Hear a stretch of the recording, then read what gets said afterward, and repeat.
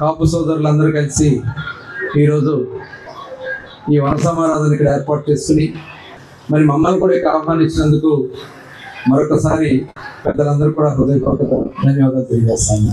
ఇవాళ ఖచ్చితంగా సామాజిక అభివృద్ధి అనేది చాలా ఆవశ్యకత ఉంది.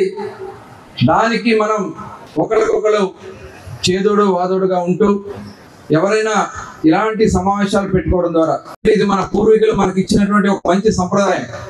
ఈ రకంగా కార్తీక వన సమారాధన చేసుకుని అందరం ఒక దగ్గర వేదికను ఏర్పాటు చేసుకుని అందరూ బాగోగులు మనం ఒకసారి తెలుసుకుంటూ కలిసి సహపంక్తి భోజనం చేయటం అనేది దీని యొక్క ముఖ్య ఉద్దేశం.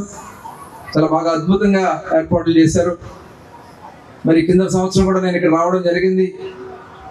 కింద సంవత్సరం కన్నా కూడా ఈరోజు ఏర్పాట్లు చాలా బాగున్నాయి. చాలా ఒక పద్ధతి ప్రకారం ఏర్పాట్లు చేశారు.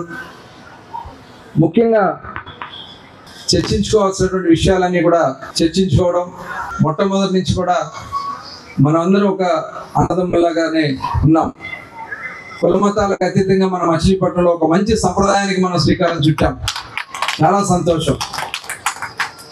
మరి ఆనాడు మరి మామయ్య గారు కూడా మంత్రిగా వర్క్ చేశారు, ఎమ్మెల్యేగా ఇక్కడి నుంచి గెలిచారు.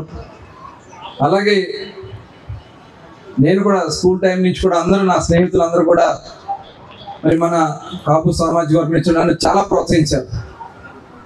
ఎందుకంటే నేను స్కూల్ నుంచి కూడా మీ అందరికీ చాలామంది తెలుసు, వాళ్ళందరూ కూడా నాకు తోడు, ఎప్పుడు ఎన్నికలు జరిగినా కూడా సపోర్ట్ చేస్తూ మరి ముందుకు ప్రోత్సహించారు.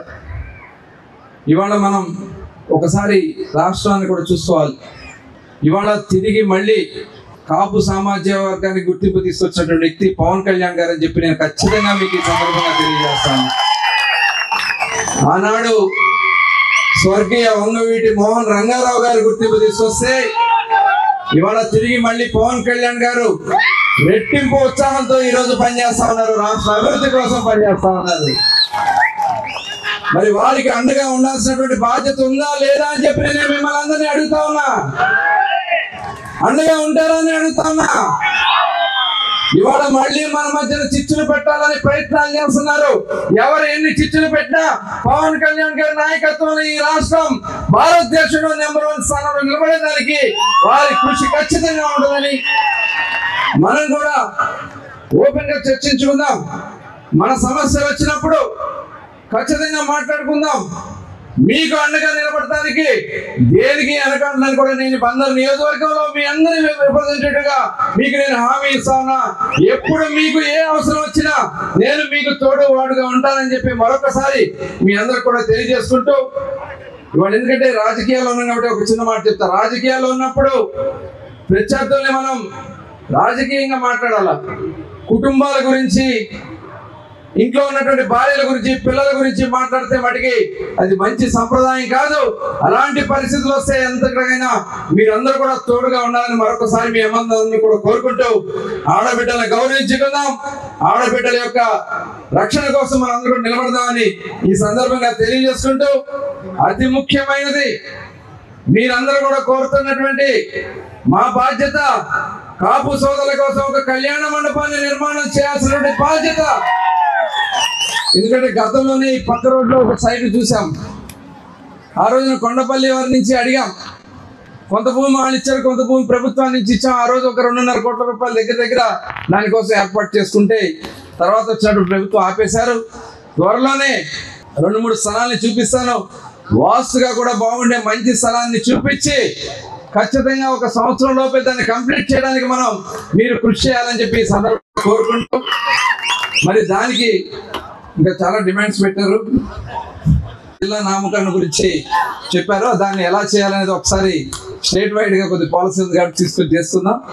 అలాగే కార్పొరేషన్ ప్రతి ఏటా 5,000 కోట్లు అది ఆల్రెడీ అనౌన్స్ చేశారు కాబట్టి బాబు గారు దాని గురించి తీస్తున్నాం. అందులో కేటాయించిన 55% ఈబీసీ అది ఆల్రెడీ అమలు జరుగుతూ ఉన్నట్టుంది. అది కొద్దిగా గవర్నమెంట్ ఆఫ్ ఇండియా నుంచి వచ్చింది. దాంట్లో తోట నరసయ్య గారి విగ్రహాన్ని ఏర్పాటు చేయడానికి ఖచ్చితంగా తప్పకుండా కృషి చేద్దాం. నాకు ఆ ఫోటో ఇస్తే ఇమీడియట్ గా మనం ఒక మంచి విగ్రహాన్ని ఏర్పాటు చేస్తున్నాం. ఇమీడియట్ గా కోనేట్ సెంటర్ అని పెడదాం. కోనేట్ సెంటర్ ఆ పరిసర ప్రాంతం లోపలే పెడదాం. కోనేటి సెంటర్ లోపలే ఒక మంచి విగ్రహాన్ని ఖచ్చితంగా ఏర్పాటు చేయడానికి ప్రభుత్వం తరఫున ఏర్పాటు చేస్తాను కూడా మీకు ఈ సందర్భంగా నేను హామీ ఇస్తా ఉన్నాను. జెండా వీరుడు తోట నరసయ్య గారు. ఇంకా చాలా సంతోషం. మీరందరూ కూడా మనం కలిసి ఐకమత్యంగా ముందుకెళ్దాం.